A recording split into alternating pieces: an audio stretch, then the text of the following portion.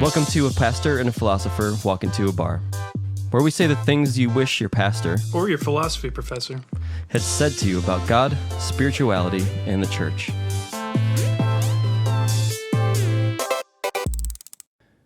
Well, hello, friends. On this episode of A Pastor and a Philosopher Walk Into a Bar, we're going to be considering fundamentalism. So we have titled this episode lovingly, I Kissed Fundamentalism Goodbye. There's a little reference in there for those of you who are paying attention. Yep, and if you're old enough. Yeah, Randy and I are going to be discussing, sort of in a personal narrative way, our own histories with fundamentalism. We both would say that we used to be fundamentalists, and we're not anymore. So we're going to be sharing a little bit of personal stuff about ourselves and our journeys and how we came out of that and what it means to us. It's going to be fun, but what we do around here, we are going to beverage sample and taste. And I don't know about you, but I find it difficult to talk about fundamentalism without a whiskey in my hand, so this really works out. Amen. Yeah. I got the first round. This is, we're going classic, standard, can't miss. If you give it a bad review, I don't want to be your friend anymore. This is Woodford Reserve. Now, you bourbon enthusiasts might be rolling your eyes right now, but I'm just saying there is not a more reliable bourbon, and I haven't even tried it yet, but I'm just about to, so I'm going to get to the nose here. If you're rolling your eyes, then you've sailed past enthusiast and you're firmly in the snob territory. Absolutely. There's and good for nothing you. To roll your eyes at here. It smells sweet. So, good oak nose. For those of you who can't see Randy, he's currently performing what we lovingly call the Kentucky Chew. Maybe you can hear it. Yeah. If it sounds a little slurpy, that's what's going on. You pull it, you suck it over your tongue, and it bounces over your palate, and you can really taste the notes of what we're trying to get here. For me, it helps to try to take the air from your throat and move it back into your mouth a little bit. Can't say why, but it seems to work. This is getting weird. A little bit. But, Woodford is one of my all-time favorite bourbons. It's my go-to. There's so much oak in Woodford right here. I really feel like I can taste the barrel that it was aged in right there. Mm-hmm. Yeah. So the double oaked is their higher price point expression, and personally, I prefer this. Same. It's perfectly balanced. Beautifully balanced. Got that caramely action going on. It's got the dark berries almost, and then it's got like the old antique library book almost thing to it. You know what I mean? Yeah, it's got the right sweetness that I identify with bourbon. I came to bourbon after Scotch, kind of had a backwards journey there. And so for me, bourbon is like a dessert. It's associated in my mind with that. As you said in the beginning of the episode, we are going to be journeying into the world of fundamentalism and talking about our journey out of it. Both of us have grown up in that and been formed by it and also kissed it goodbye, as it were. So can you first, Kyle, being the philosopher and the academic that you are, could you define fundamentalism for us? Because certainly when we talk about fundamentalism, we're followers of Jesus. We talk about Christian fundamentalism. We're very familiar with it, but it's not the only kind or brand of fundamentalism. There's fundamentalist Muslims, and those are the ones that the caricature that everybody thinks of when you think of Muslims, that is just a little minority within the Muslim world. There's fundamentalist Jewish people. There's fundamentalist atheists.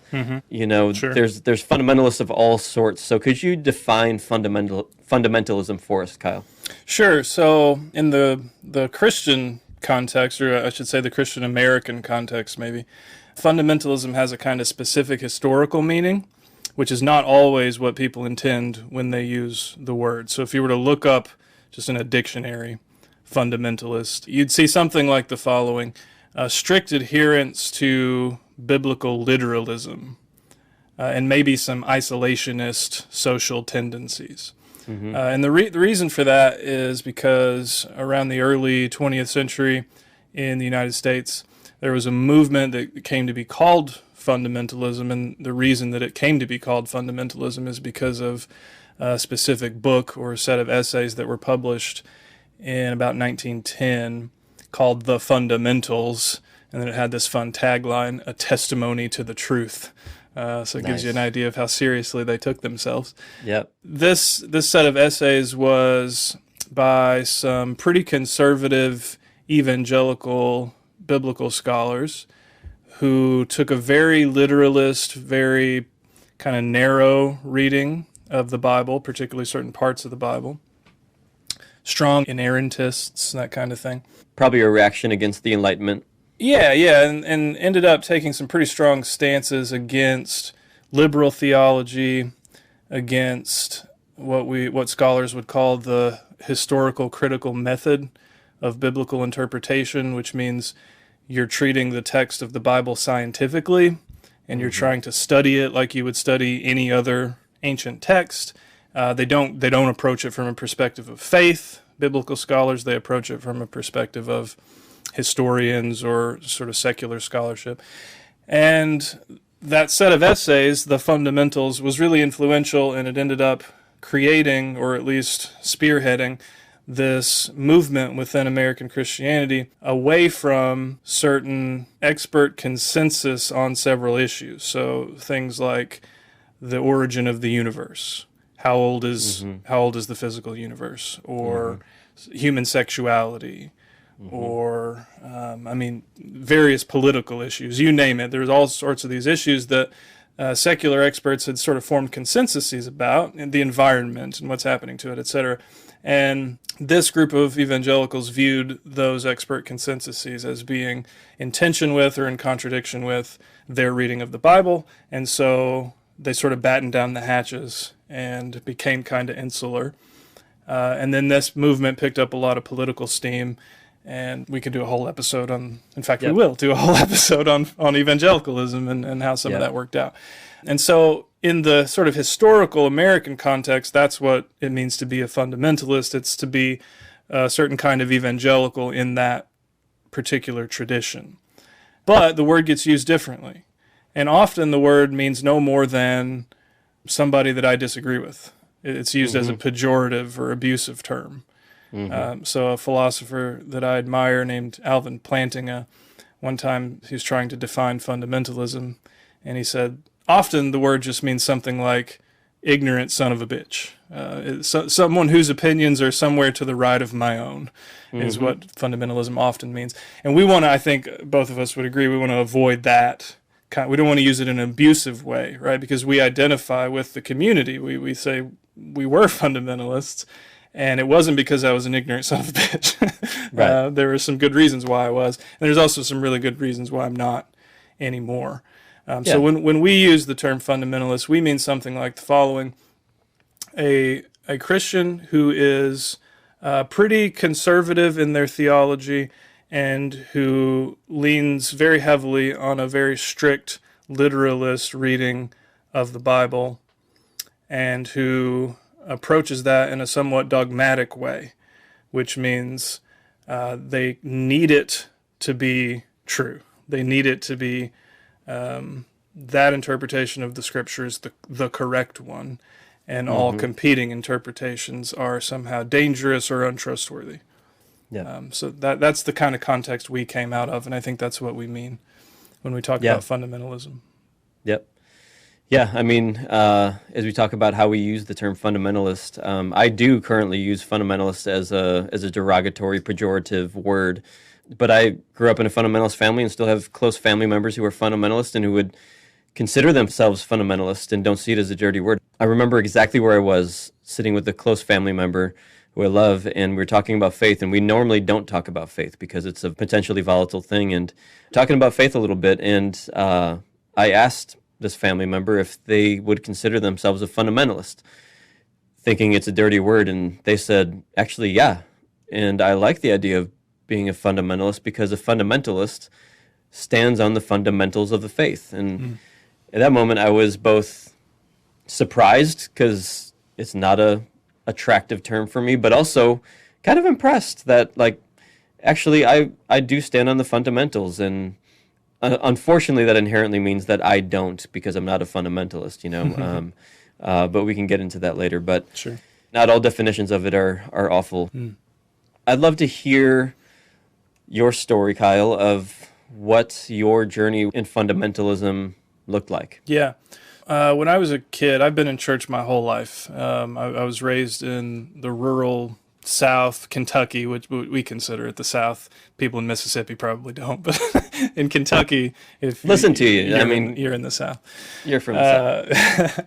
And so I was raised in a church denomination which, and I didn't realize this until much later, was actually a fairly liberal denomination, but it was in the rural South, and there aren't any liberals in the rural South. So it was the Disciples of Christ denomination, if anyone is familiar with that.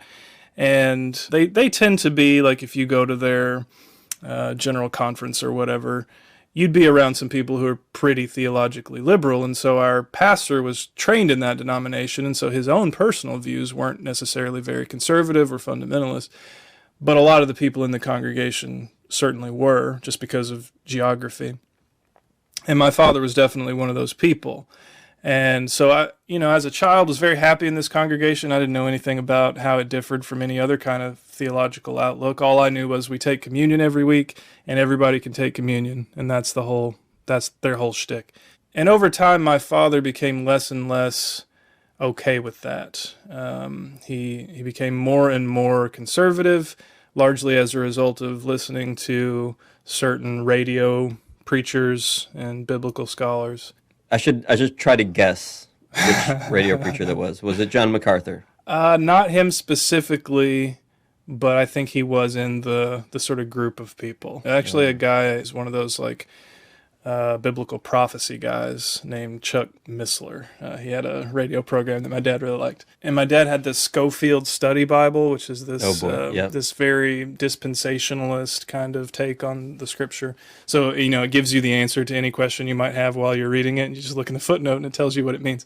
Praise God. So, he got really into this and gradually was less and less comfortable at the church we were at. And so we shifted over to Southern Baptist. He remains, to this day, a kind of fundamentalist. I didn't think much of it. I didn't really know any better. To me, that just was Christianity, because I came of age in that environment. Mm-hmm. And when you're in fundamentalism, you don't realize that it is fundamentalism. It's just the church. I didn't even think to question it much, really, until I got to college. And as happens to many people in college, you take a few classes, and your professors say things, inevitably, that are in tension with your religious upbringing and what your pastors believe. Maybe they even say things that your pastors warned you they might say. And I was always interested in being able to know the truth about things and be able to explain why I believe things. And so it really didn't take long for my own religious fundamentalism to fall apart. Realized pretty quickly that some of the doctrines they seemed to care a lot about, that their explanations of those things did not stand up to scrutiny. Mm-hmm. And so that was the beginning of the end of my fundamentalism. Yep. Yeah, for me, I grew up in a house with a Lutheran dad and a Baptist mom, and both sides of the family were fundamentalists in their own way. The Baptist side particularly fundamentalist.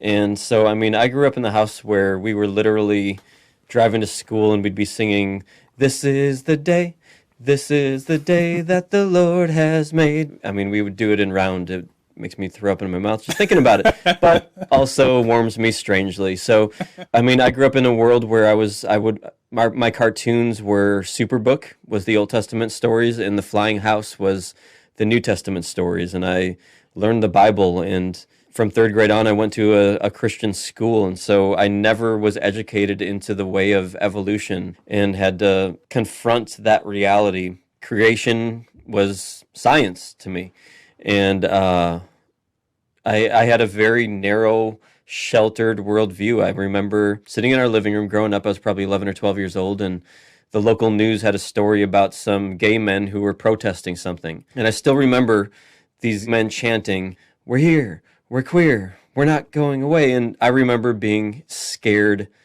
shitless, to be honest with you. I didn't know what to do with this idea of homosexuality, and I remember my parents reacting in some violent ways and angry ways, and just had no space for it. And that was my upbringing. I just had a very black and white world where God created the world, and the Bible is literal and it is what it says, and is a very us and them world. that we lived in. The world was scary, and the non-followers of Jesus were seen as just dirty, don't want to be around them. That was my world. Very fearful and scary and small and judgmental and delicate, extremely delicate. And it all kind of broke further down the road. Yeah. Let's bring Elliot into this conversation. Producer slash creative partner. Genius. Genius. Yeah. Because you as well you're a former fundamentalist, so you have a lot to contribute here. What was your experience there like? If I spin my chair from producer mode and think about my religious upbringing, actually producer isn't far off from that either. It was about being a certain thing and having a certain output to my faith, which really was just about how I looked, how our family looked. My dad was the pastor of the Evangelical Free Church in a small Northwoods, Wisconsin town of 1,200 people. So something that's a part of fundamentalism already, this appearance that needs to be maintained, if you put that in the small town context, is amplified that much more. And so I was leading worship as soon as I was old enough, and part of our youth group, and trying to invite people, and leading CU at the pole at the high school, and Bible studies. And these are just the things that, as a Lund, our family did this. And I don't say that to dishonor that upbringing at all. It actually was the biblical truth and the grounding. That's part of the foundation that I still have. But I realized looking back that this was almost like this manicured lawn of faith, with no unknowns and nothing that hadn't been considered and put in its place. And so as I stepped outside of that, my fundamentalism began to show some cracks, and that was because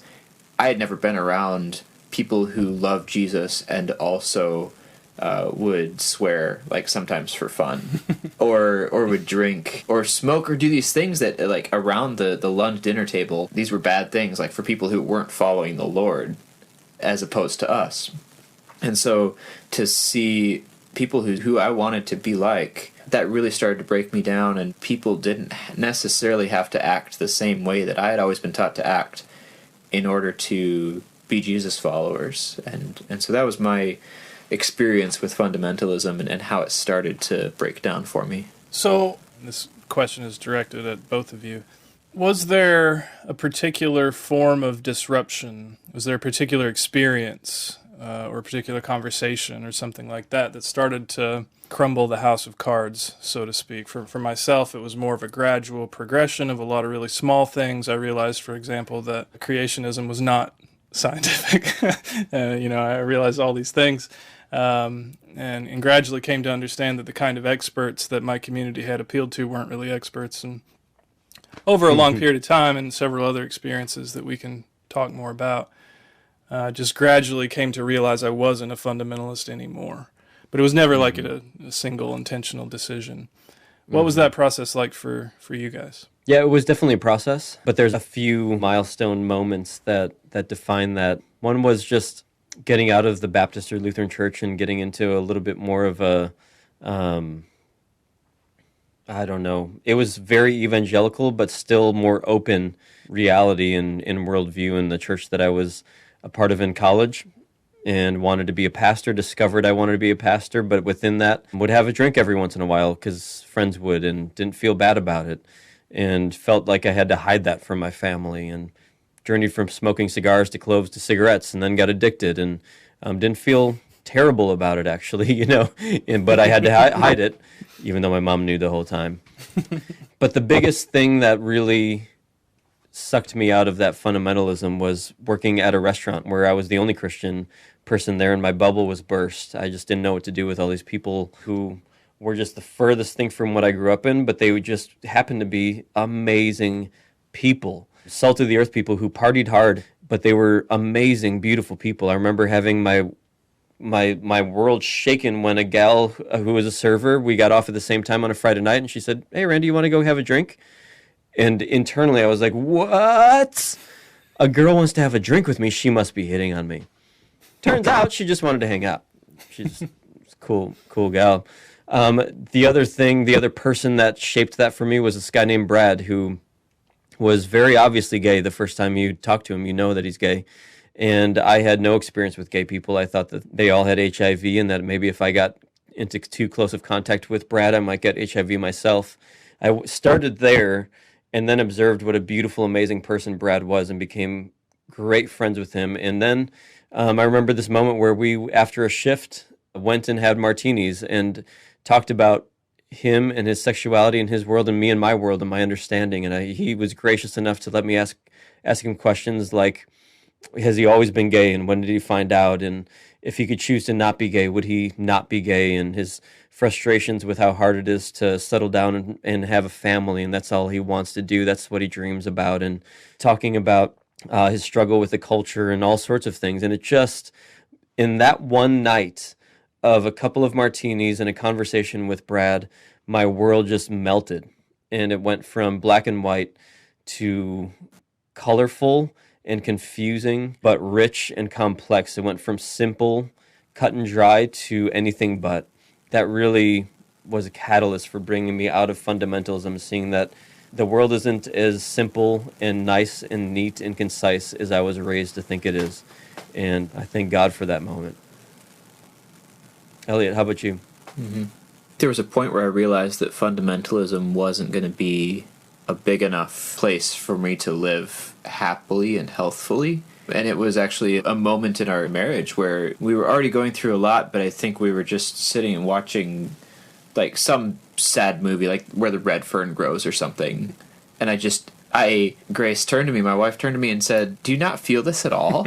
There's something wrong with you if you're not able to feel that." And I wasn't, and it was through other scenarios as well, realizing I just wasn't able to feel anything, and it was because of this, this weight of shame that actually bridged back to this fundamentalism. It was being able to know truth. And to have this responsibility for defending truth, looking out at the world that I had also applied to myself in the form of self-judgment, self-loathing at any sin or things that I perceived as being against God's will. And so in that pain, I had just shut down and realized that this is the world I was living in, even relationally, not being able to connect, not being able to feel not only the shame, but the joy of connection and the sadness that's appropriate in order to grieve with those who are grieving. And so I just turned that all off. And that wound up being the kind of the catalyst to some work personally. Honestly, going through counseling and starting to peel back these layers is not something you would right away associate with fundamentalism, but the judgmentalism that comes with fundamentalism had been so destructive inside of me that it had caused some serious damage, and that was the world that I needed to fix. Wow. It just happened to also involve dismantling that judgmental stance towards the world and towards myself. Yep. You mentioned, Elliot, which a good fundamentalist or recovering fundamentalist would, truth, right? And I've got a bone to pick with fundamentalists in many ways, but here's the bone to pick I want to talk about now is this notion that fundamentalists care more about truth than any other branch of Christianity.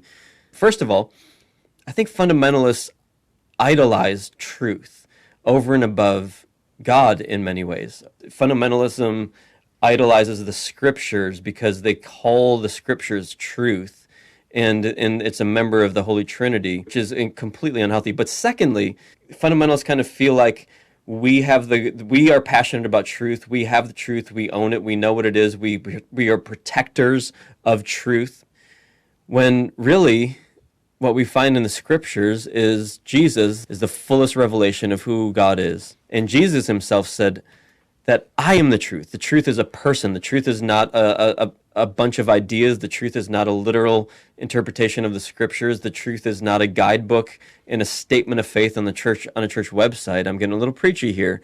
But actually, the truth is a person, and his name is Jesus. For any philosophy types that might be listening and your hackles are going up at this usage of the word truth, fear not, we are going to do an episode on truth specifically, so stay tuned. Piggybacking on your soapbox a little bit, it was specifically the desire to know what is true that led me out of fundamentalism. How about that? You know, I mean, it was scrutinizing the assumptions that had been given to me and scrutinizing the arguments for particular doctrines and points of view that ultimately led me to conclude that this was not a sufficient foundation for a religious faith, eventually, anyway. That and having a really good mentor figure who modeled for me what a different kind of Christianity could look like. I had a good friend of mine still to this day named H.L. Hussman, who is a pastor now in Louisville. Shout out to H.L. Hey, Daylight Church, Google it, check it out. And he, even though he was a little more conservative than me and kind of still is to this day, definitely showed me that there was an alternative to either fundamentalism or atheism. Because there was a point, and you guys probably experienced something like this too. Eventually you reach a point where you're ready to chuck the whole thing. And if I didn't have a good model for what an alternative could look like, I might have chucked the whole thing.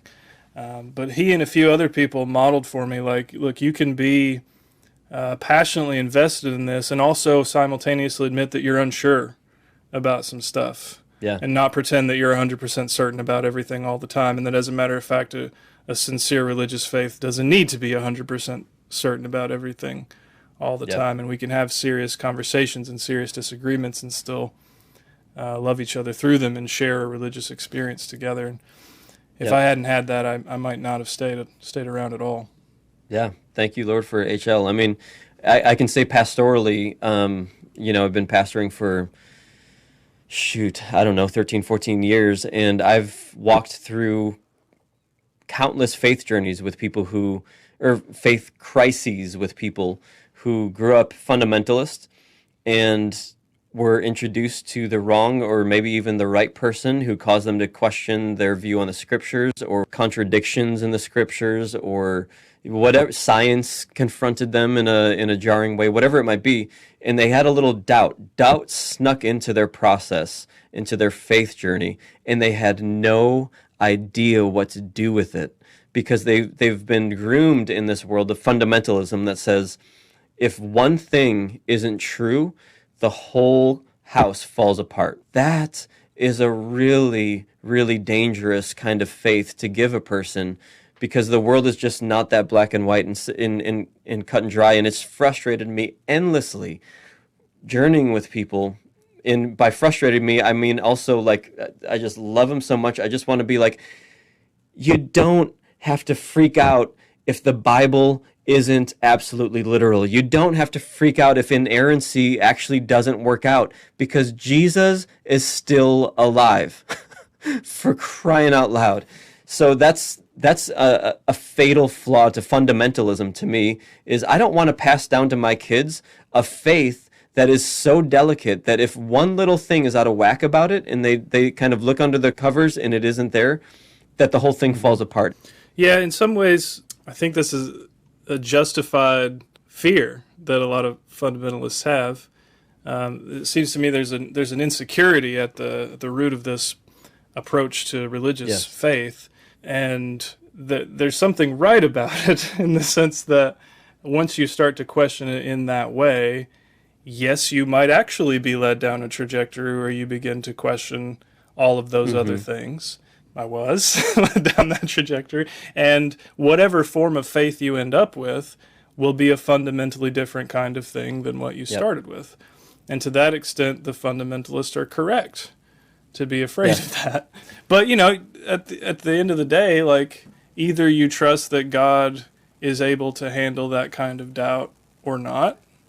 Either you trust that reality really does reflect your belief system or not. And if you do really trust that, then, follow the argument where it leads, and wherever you end up is going to be a place that is still compatible with communion with that God. Yeah, it's good.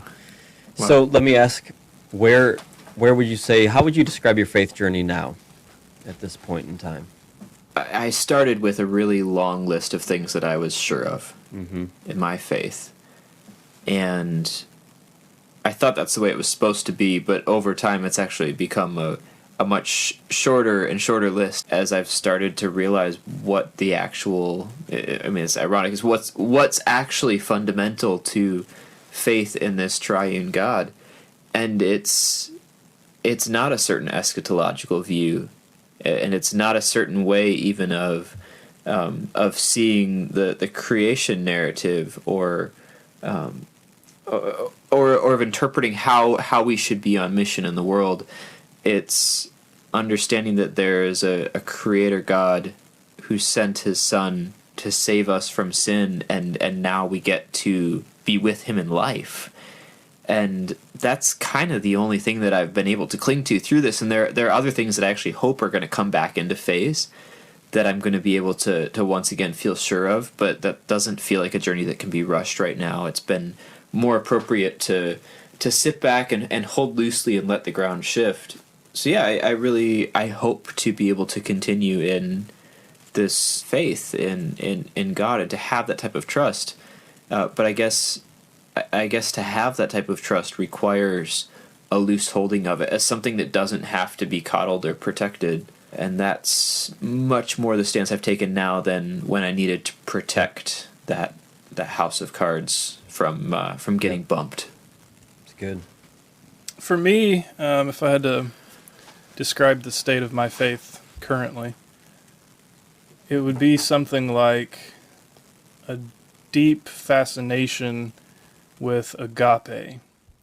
And agape is one of the Greek words for love, and specifically in the New Testament, it's the word that is used for divine love, the kind of love that God has for the people that he made, the kind of love that Jesus has for his enemies, even while they hate him and torture him and crucify him, nonetheless he loves them. And this is really what has sustained me as a religious person, is the fascination with understanding and experiencing this kind of love.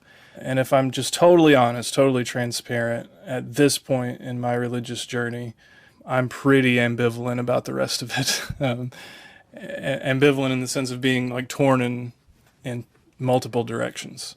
Sometimes to the extent that I sincerely doubt many of the things that are probably on Elliot's list of fundamentals. Did Jesus really rise from the dead? Is there anything after this life? Does God even exist? That kind of stuff. Tuesdays, I'm pretty sure. Fridays, not so much. And the thing that really keeps me going is this really deep, sincere fascination, almost an addiction to understanding whether that kind of love is possible, if we can practice it, if we can learn it, where it's available. And I've had a handful of experiences in my life that you might call mystical or contemplative or something like that, where I feel like I did experience that kind of love, and it seemed transcendent, and it seemed outside of me. And that's what keeps me going. Mm-hmm. And I've experienced that kind of love in various human relationships as well.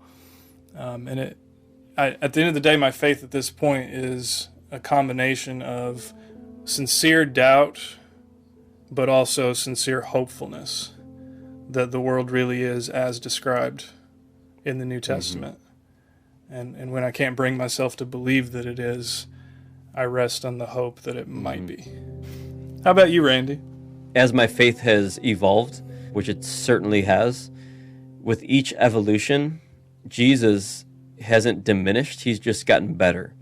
My view of God, of the divine, has gotten fuller and richer and bigger. The love of God has gotten deeper and deeper and deeper, and I feel challenged by it. So for me, as my faith has evolved and grown, it's rooted me more in Jesus than my first simple self.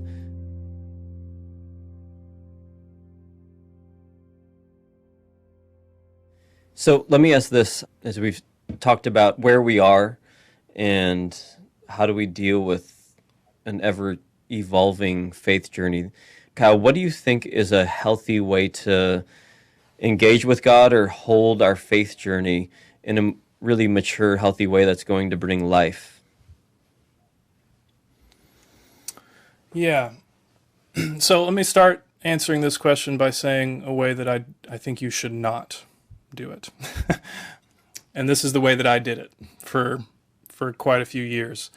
And that was to try to explore every possible avenue intellectually that would allow me to hold on to my narrow interpretation of Christianity, to the extent of reading as many books as I could get my hands on and engaging in as many online arguments as I needed to try to force myself to be as confident about my belief system as I thought that I should be. And for a while, especially if you're clever, you can be very successful at that. There is something to be said for positive psychology, the power of positive thinking, right?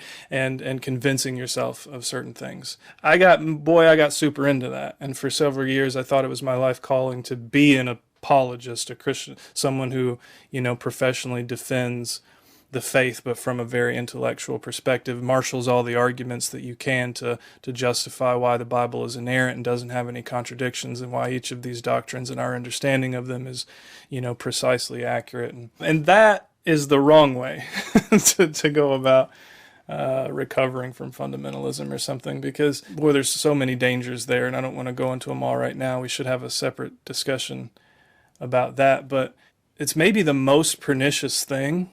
Hold time out. What does pernicious mean?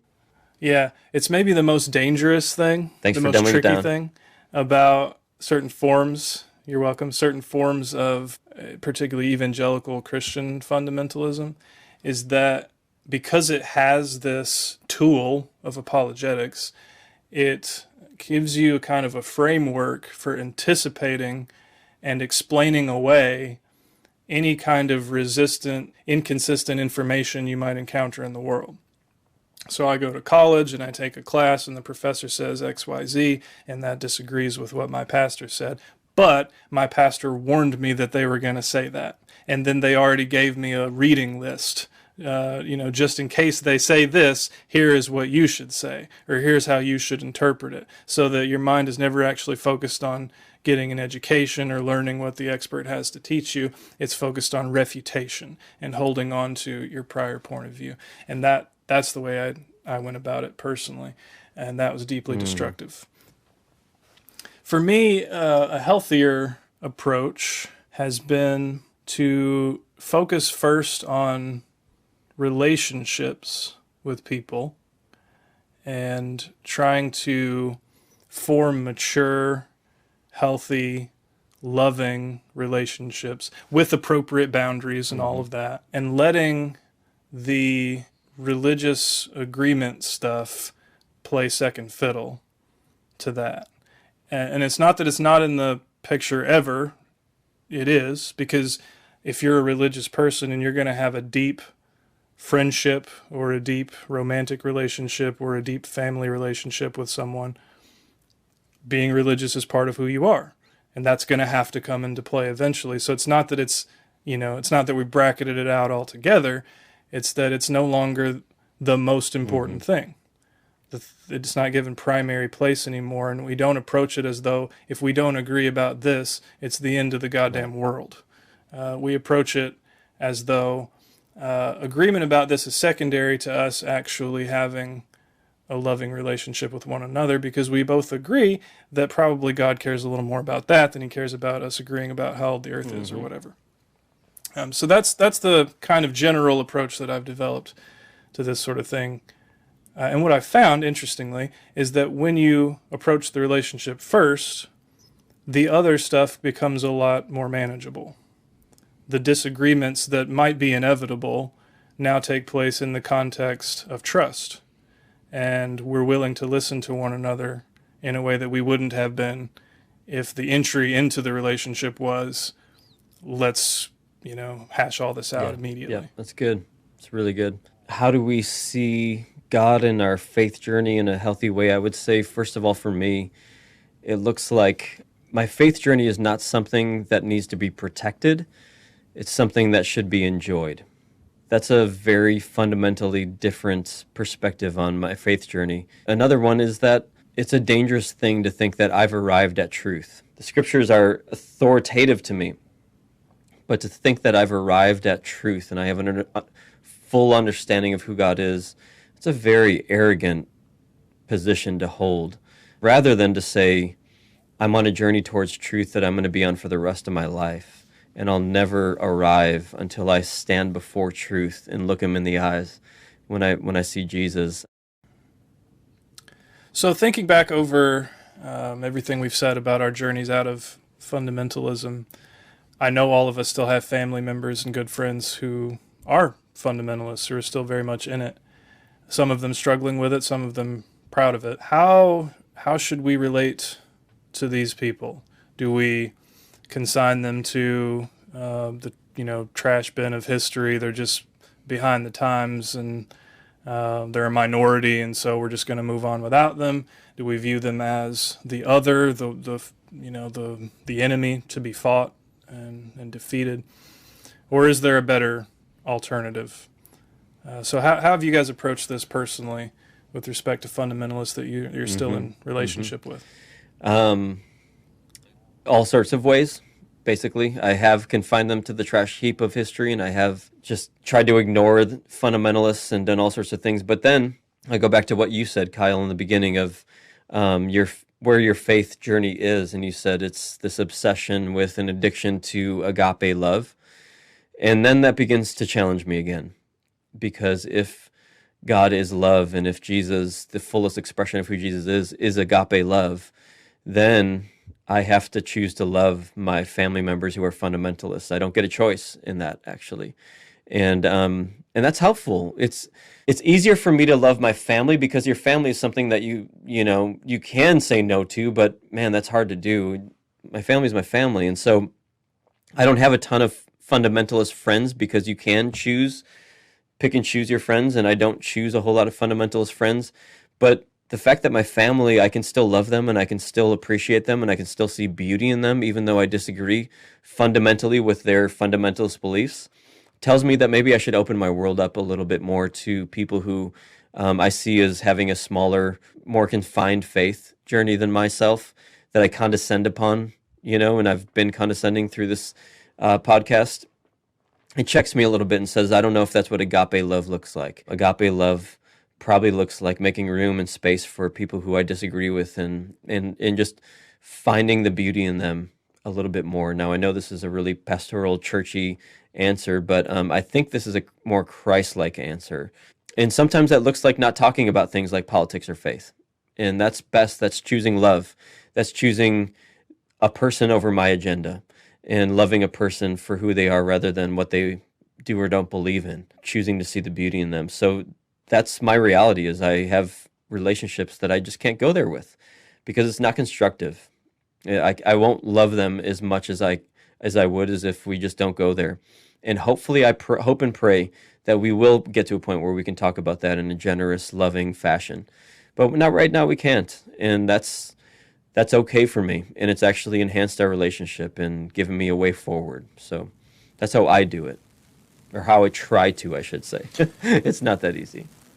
Yeah, it seems like often words aren't the right way to get this across. Yep. To break down fundamentalism, it's more so, living it out in a way that shows a better way. And so it's looked different ways with different people, but it just feels like something that needs to be shown rather than told.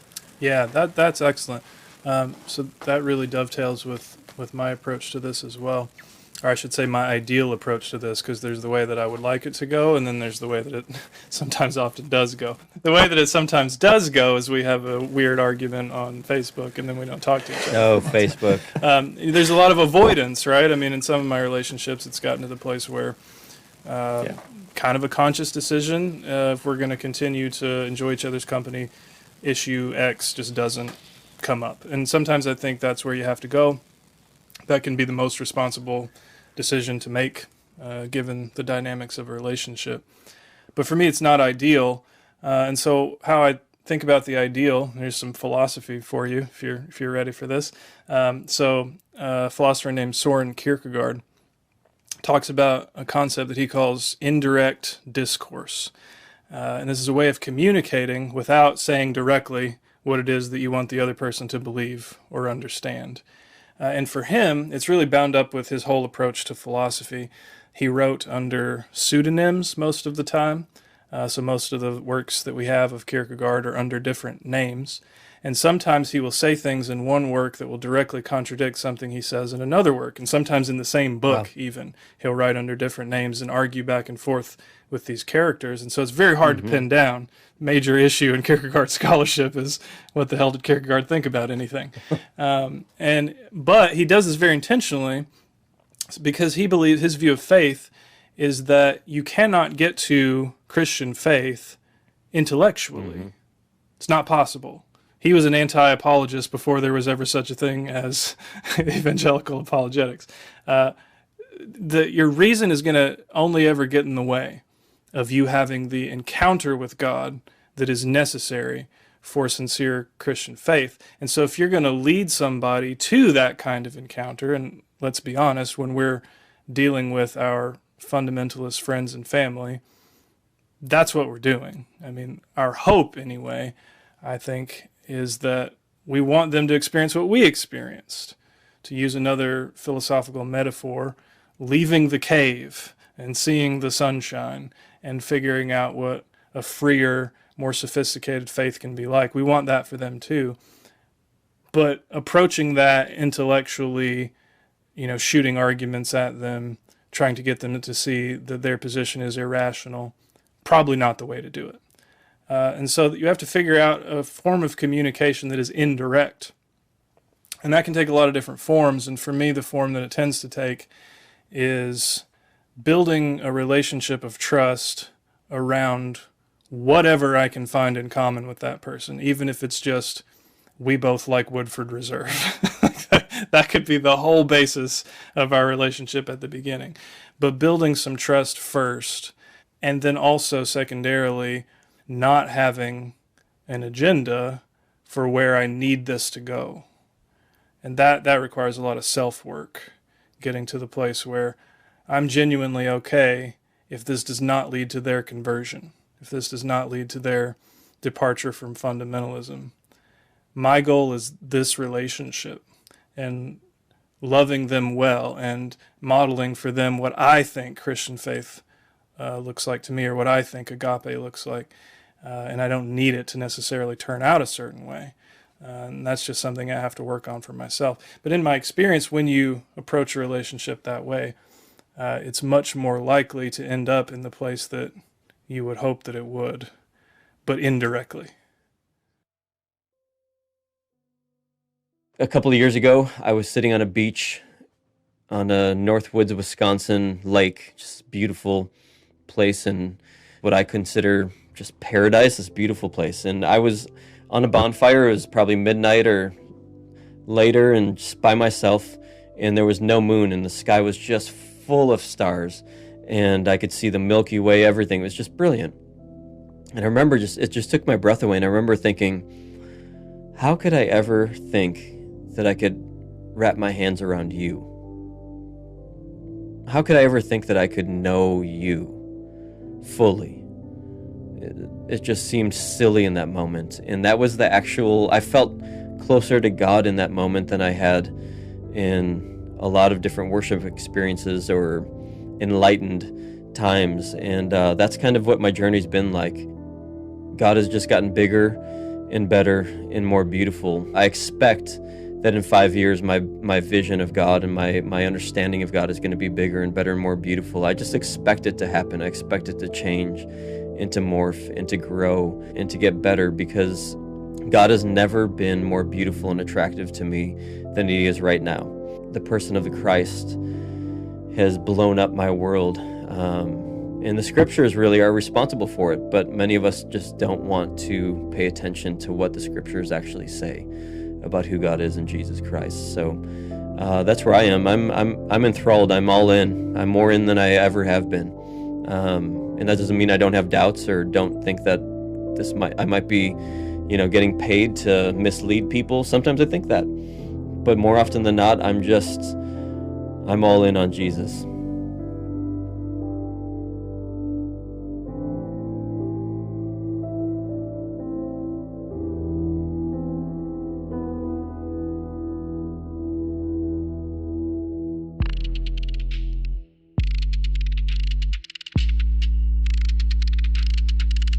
if you find this valuable, if this seems like something you want to follow, if you would subscribe to the podcast wherever you listen to your podcasts, maybe leave a positive review, a rating, tell your friends.